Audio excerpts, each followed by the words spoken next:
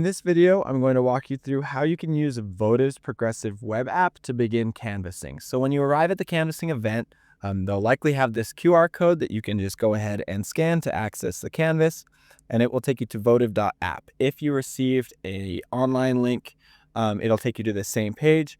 But what you'll do if you have iOS 26 is you'll come down here and hit the three dots, and you'll go ahead and hit share, and then come down to add to home screen and then hit add. And from there, you'll see that the Vottiv app has now been added to your home page. You can go ahead and tap on that.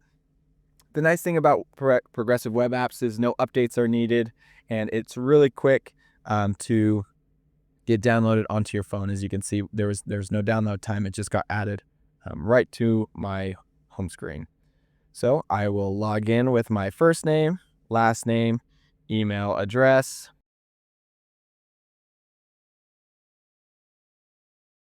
and then I'll put in the phone number that I would like to use and hit sign in.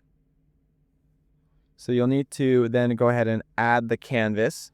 And this is the 6-digit code that is provided by the campaign. So the 6-digit code that was on that sheet, or if they sent you a code, if you didn't scan the QR code, you'll just put that in there. So for our campaign, it's EM5, for this canvas, I should say, EM57R3, and you'll hit join canvas. Once you've joined the canvas, you'll just go ahead and enable the motion and orientation access, as well as share your location. So we join the Provo canvas. So we'll be canvassing there today, and you'll start canvassing. Here are some instructions left by the campaign. All right, and here are the routes that are prepared. So you can see there are 37 available routes, and it will begin showing routes in order of how close you are to them. So in this case, we'll just do the Little Rock Canyon route because that's the one closest to us. None were, we didn't have any specific one assigned to us, so we'll just do this. You can see that there's 0% completion. You can see the route distance there, how many households are in it, and we'll hit start canvassing. And so there is already a route that it is automatically created for us. You can see it's going to walk us right through there. In this case, we'll start on this home. And when you pull up a home, you can see you can begin by marking it complete once everything, but you'll need to complete the canvas first. If no one answered, you'll tap that. If there isn't declined, you can hit that, or if it's inaccessible or unsafe, you'll hit that. But if the homeowner answers and would like to be part of the canvas, you can hit open canvas. And so your campaign may not have all of these options here. We just wanted to demonstrate how all of them can be used. So don't be alarmed if you don't see all of these options when you begin canvassing. It really depends on the needs of each campaign. So if you need to determine community support, you'll just tap that, select the voter that you're canvassing, and then you can mark their support, whether they support, undecided, or against. Say they support, and then we'll go back.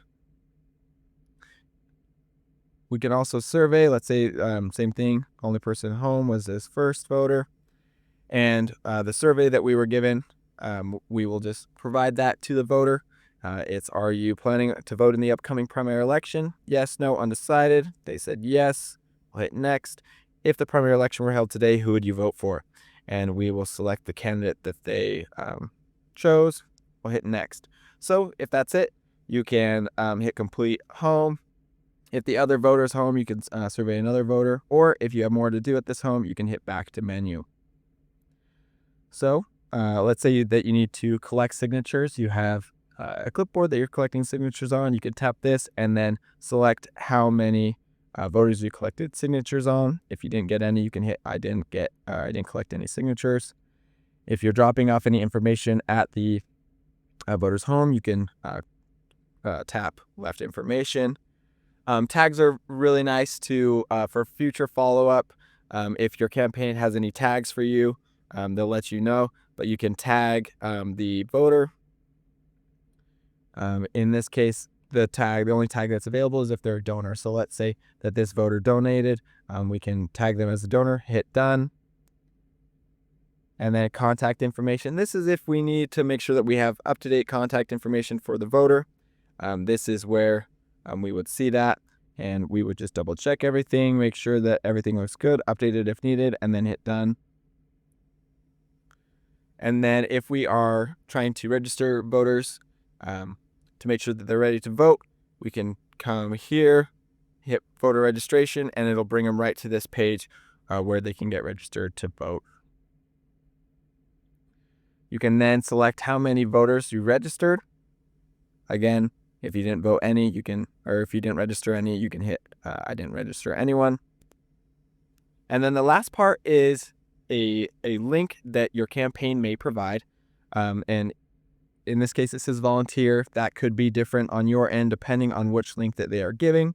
So this is the unique link that the campaign would like you to use. So for this situation, it is a link to register voters to volunteer if they'd like to volunteer for the campaign. So if you hit volunteer, it'll bring them to this page where we're able to get the information for them to join the team.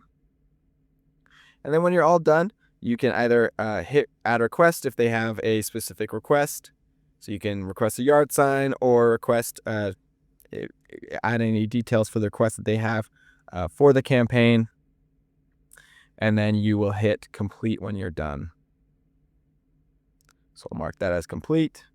And you can see that it then turns the home as light gray. If you have any questions about the different colors, those types of things of the home, you can come up to this gear and then you can view this tutorial. You're marked as blue on the map.